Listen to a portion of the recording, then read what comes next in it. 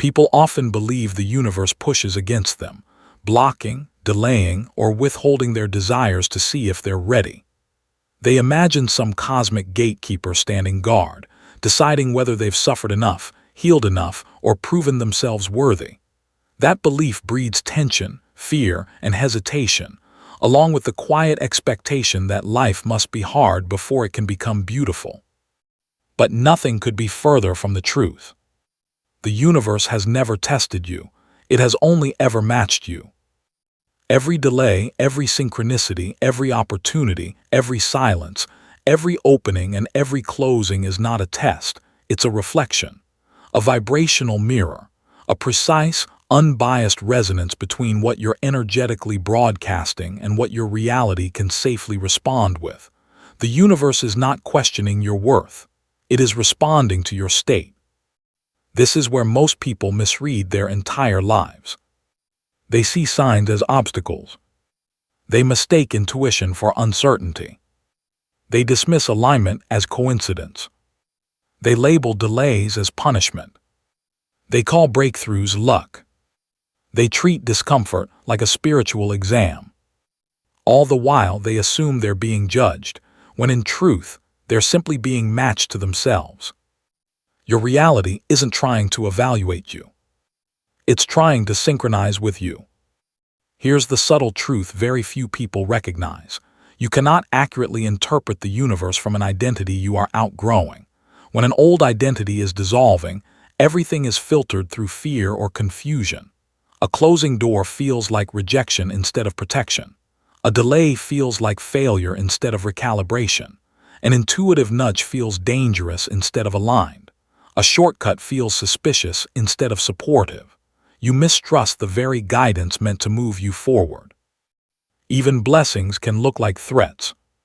That's why so many people misunderstand the most pivotal moments of their lives. The universe isn't testing them. They're interpreting a higher frequency signal through a lower frequency mindset. The mismatch creates distortion. The distortion breeds doubt. The doubt leads to hesitation. And hesitation weakens the very frequency the universe is trying to match. This is why the transition you're in feels so strange. Your external world hasn't caught up yet, but your internal world is no longer the same. You are broadcasting a new frequency from a nervous system that is still letting go of the old one. Quantum physics calls this a transient interference pattern. Spiritual traditions call it the void. Mystics call it the in-between. But energetically, it's simple. Your soul moved before your mind did. Your energy upgraded. Your identity is adjusting. Your reality is recalibrating. And this recalibration is not a test.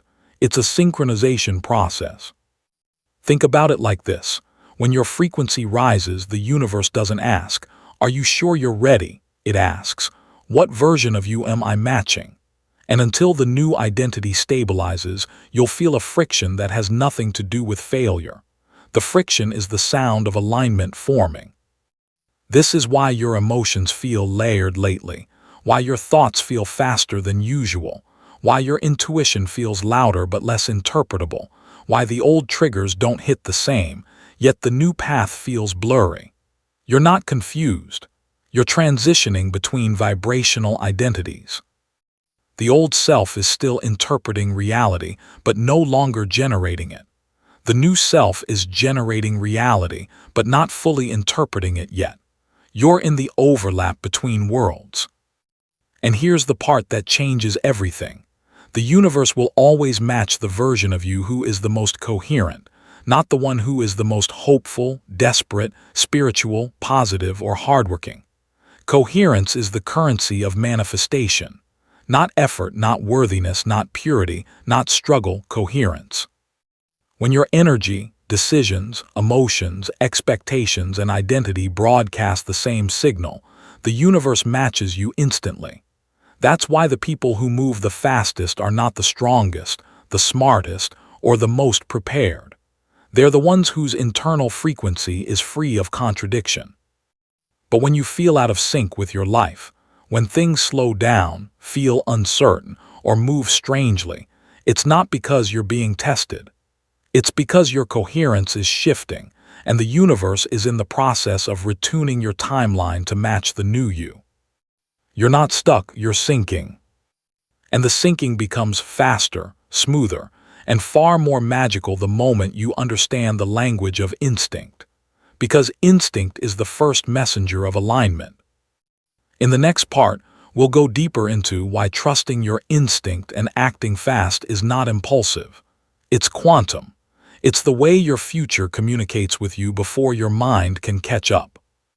You've noticed it, the quiet impulse that shows up before you have time to think. The pull toward something that makes no logical sense, yet feels strangely precise. The sudden knowing that bypasses explanation. The urge to move, choose, shift, or step forward before your mind has formed a single coherent sentence. That impulse is not randomness. It's not anxiety. It's not impatience. It is your future self communicating with you through your body. Most people ignore it because they're still trained to believe that intuition competes with logic. But intuition doesn't compete. It precedes.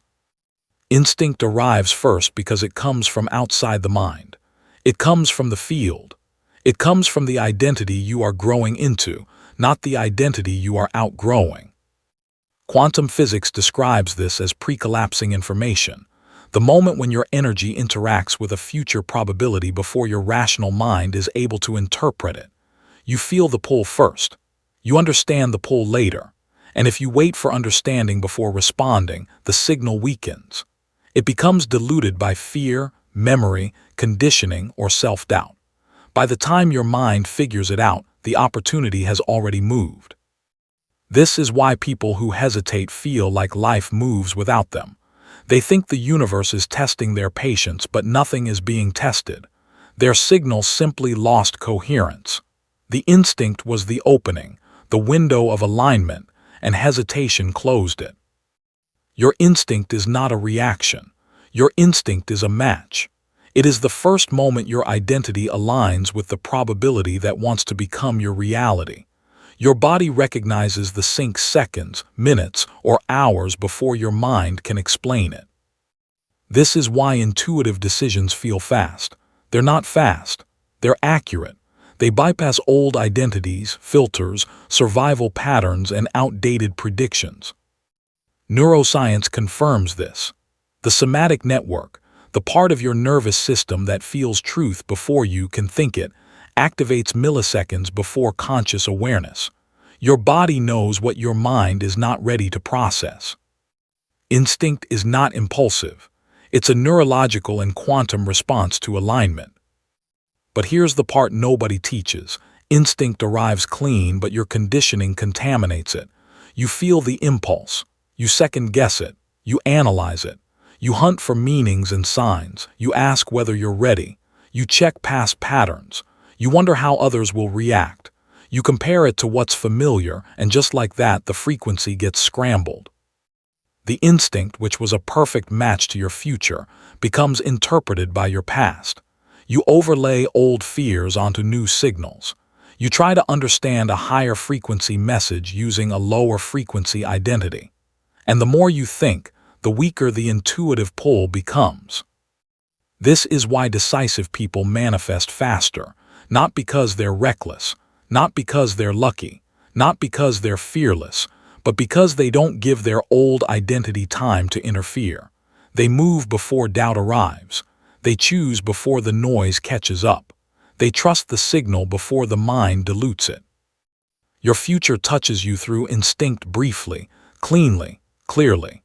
And if you respond fast enough, you merge with that timeline before your old identity can pull you back. And this is where spiritual alignment becomes practical. Opportunities don't show up at random. They appear when your frequency becomes compatible with them. But compatibility is temporary. It's a window. The universe doesn't test your readiness. It reveals your readiness by giving you instinctual openings. When the instinct feels sharp, clean, decisive, immediate, that's the field telling you this is yours if you move now. But when you ignore that signal, when you wait for clarity, validation, or guarantees, you disconnect from the matching frequency. You drift back toward the identity that hesitates, doubts, delays, bargains, or predicts worst-case scenarios. Your future self moves fast. Your past self moves slow. Your instinct will always show you which one you're choosing. So let me ask you something that only your body, not your mind, can answer. What have you been feeling pulled toward lately that you haven't acted on yet? What decision keeps whispering? What opportunity keeps circling? What path keeps tapping you on the shoulder? What desire keeps resurfacing even after you try to ignore it? Your instinct is telling you the door is open. Your hesitation is telling you the old identity is still talking. To anchor your new frequency and signal to the field that you're willing to match the version of you that's emerging, declare it in the present moment. Type in the comments, "I trust my instinct. I move when I'm called." Not as performance, not as a spell, but as a commitment to your next timeline, because everything the universe gives you next will depend on whether you continue waiting for proof or begin responding to resonance. In the next part, we'll break open the mechanism behind this. The exact way the universe matches your identity instead of your desires, and why most people manifest the wrong reality without realizing it. Most people spend their entire lives asking for what they're not aligned with. They visualize the life they want, but embody the emotions of the life they're trying to leave. They affirm abundance while feeling unsafe. They ask for love while carrying the frequency of abandonment. They call for opportunities while holding the identity of someone who doubts their worth. And then they wonder why nothing changes. It's because the universe does not respond to desire. It responds to identity. Desire is loud. Identity is quiet.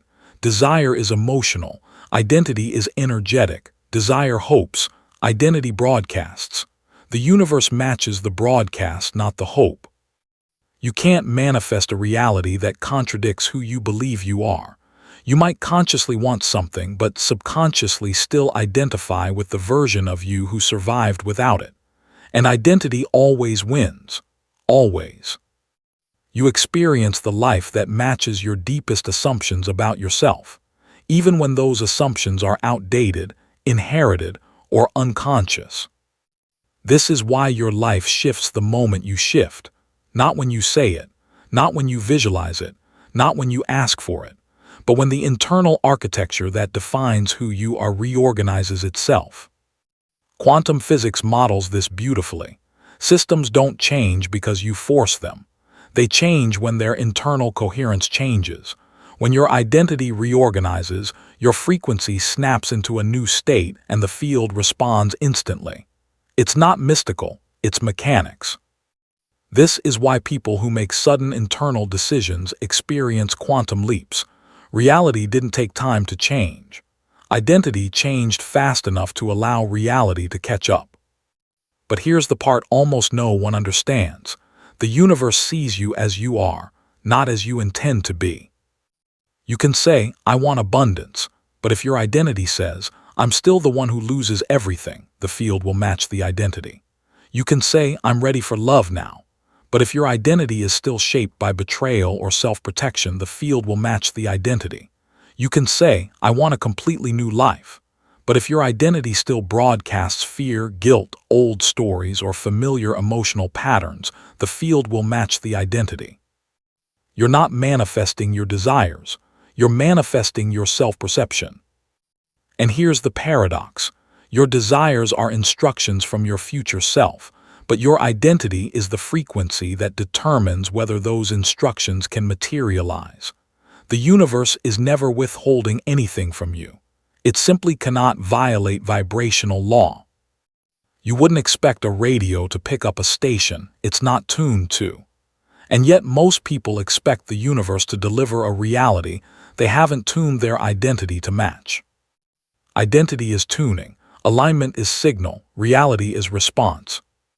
This is why the inner work you've been doing lately feels heavier, deeper, more sensitive. You're dismantling identity fragments that could distort your signal, old emotional footprints, old survival strategies, old self-concepts, old bonds, old timelines, old labels about who you had to be to stay safe, loved, accepted, or stable. You're not just healing. You're reorganizing the frequency the universe uses to match you. And you can see the evidence of this restructuring through every glitch happening in your life right now. The things that used to trigger you are losing power. The people who drained you feel more distant. The roles you used to play feel unnatural. The behaviors that once defined you feel foreign. The emotional weight you carried for years feels looser, lighter, almost transparent. This is not confusion, it's detachment. When identity starts to shift, the old emotional gravity weakens. You stop being pulled toward what once felt familiar. You stop feeling responsible for the patterns that once shaped you. You stop identifying with the storylines that once held you together. And without that gravity, your frequency rises naturally. Your intuition gets louder. Your boundaries get sharper. Your vision becomes clearer. Your desires shift into alignment. Your opportunities change form. Your reality begins reassigning itself around your new signal. And here's something profound. You don't have to force high-frequency opportunities to show up. You just have to stop broadcasting the identity that repels them. Once you stop identifying yourself through your wounds, you stop manifesting timelines built around them. Once you stop identifying through scarcity, you stop attracting experiences that reinforce it. Once you stop identifying through fear, you stop creating realities that mirror that fear back to you. Identity is the mechanism. Matching is the manifestation. Your reality is not testing your strength. It's reflecting your frequency. It's organizing around who you are being right now. So the question isn't, why is this happening to me? The real question is, who is the universe matching at this exact moment? The self you're releasing or the self you're becoming? Because one of them is fading and the other has already started shaping your next timeline. In the final part, you'll understand how to choose the identity the universe can match effortlessly. The identity that collapses the timeline where your future becomes inevitable. There comes a moment in every transformation where manifestation stops being about techniques, methods, or doing it right and becomes something far more intimate and far more decisive. Who you choose to be when no one is watching. Not who you are when you're journaling, not who you are during meditation, not who you are when you're inspired, aligned, or feeling powerful, but who you are in the quiet moments. The moments when you fall back into old thoughts, old fears, old assumptions, or old versions of yourself. This is the true quantum choice point. It isn't the moment you decide to change. It's the moment you stop behaving as the self that no longer fits and begin responding to life as the self your future already recognizes. From here on, the universe is not testing you. It's adjusting to you. Everything in your external life rearranges according to the identity you stabilize within. The way you talk to yourself, the way you interpret your emotions, the way you respond to opportunities, the way you move when instinct pulls, all of it becomes a vote for the version of you the universe should match. When you act from your old identity, the field aligns with that old signal. When you act from your new identity, the field shifts instantly. There is no morality in this, no punishment, no reward, only resonance. What makes this moment in your life so powerful is not the magnitude of the choices you're making. It's the frequency behind them. A small decision made from a new identity has quantum consequences. Changing jobs doesn't change your life. Becoming the version of you who believes you deserve better does. Ending a relationship doesn't free you. Embodying the version of you who no longer trades peace for attachment does. Starting a new path doesn't shift your timeline. Stepping into the version of you who trusts your inner vision without begging for external validation does. Every day, the universe asks a single silent question. Which version of you am I matching today? And with every thought you nurture, every pattern you repeat, every instinct you honor or ignore, you give the answer. Reality then reorganizes itself around that version of you with absolute precision. That's why you've noticed certain opportunities appearing right after you shift internally. The conversation that arrives after you set a boundary, the timing that aligns the moment you let go of something draining, the synchronicity that appears right after you choose self-respect. These aren't coincidences. They are vibrational corrections. The field responds to who you are being, not who you hope to be. This is why you're standing at a threshold right now. You can keep interpreting everything as a test, believing you must prove yourself, endure more, survive more, or earn your blessings through struggle. Or you can finally admit the truth. You are not in a season of being tested. You are in a season of being mirrored. Life is reflecting the precise identity you've been carrying, and every internal shift changes that reflection instantly. The old you needed hardship to feel worthy. The old you waited for proof before trusting. The old you hesitated at every instinctive pull. The old you expected disappointment to follow every moment of peace. But that version of you is dissolving. You can feel it. You can't go back. Even if you tried, you've outgrown the emotional gravity that kept you trapped in old cycles. You've tasted enough peace to know chaos isn't your native frequency. You've glimpsed your higher self often enough that pretending to be the old you feels almost impossible. That's how you know you've already crossed the internal point of no return. The new identity is here, but it needs to be stabilized. It needs structure. It needs coherence. It needs practice, not because you're broken, but because you're becoming someone your old patterns were never designed to support. The universe isn't waiting for you to earn your next level. It's waiting for you to hold the identity that matches it. And sustaining this identity, the one your future is already built around, requires more than inspiration. It requires daily internal alignment, clear emotional architecture, coherent energetic practices, and a grounded way to anchor your new self into your nervous system. Without structure, the new frequency expands but eventually dissipates. With structure, it becomes your new baseline. That's why if something shifted inside you while reading or listening to this message, if your chest, gut, or intuition recognized yourself in these words, it's not a coincidence. It's timing. It's alignment. It's your next timeline brushing against your awareness and asking for a deeper yes. If you feel that pull, honor it. Everything you need to close this year with clarity and step into 2026 as your most aligned self is inside the Quantum Rebirth Transformation Guide.